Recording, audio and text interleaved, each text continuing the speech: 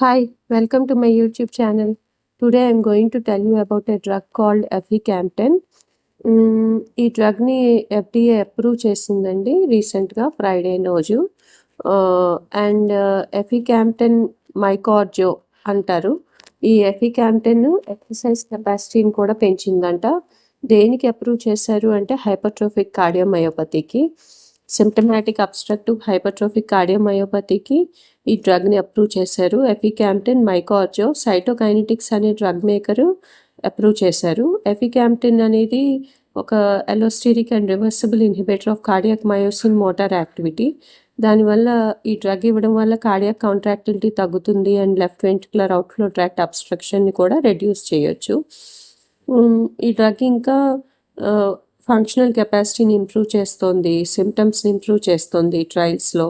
So symptomatic obstructive form of హెచ్సిఎంలో బాగా try చేయొచ్చు అని అప్రూవ్ చేశారు. సెక్వోయా హెచ్సిఎం హైపర్ట్రోఫిక్ కార్డియోమయోపతిలో ఇది పీక్ ఆక్సిజన్ అప్టేక్ని కూడా phase 3 ట్రయల్లో ఇంప్రూవ్ చేసింది. అండ్ 24 వీక్స్ వరకు వాడిన వాళ్ళలో 1.8 milliliters per kg body weight per మినిట్ని ఆక్సిజన్ అప్టేక్ని ఇంక్రీజ్ చేసింది. హైపర్ట్రోఫిక్ కార్డియోమయోపతి అనేది ఒక heart muscle disease, significant symptom burden ఉంటుంది. అండ్ ఈ మైకార్జో ఆర్ ఎఫికాంప్టన్ని రిలీజ్ చేయడం వల్ల ఈ సిమ్టమాటిక్ అబ్స్ట్రక్టివ్ హెచ్సిఎం పేషెంట్స్కి చాలా యూజ్ అవుతుంది.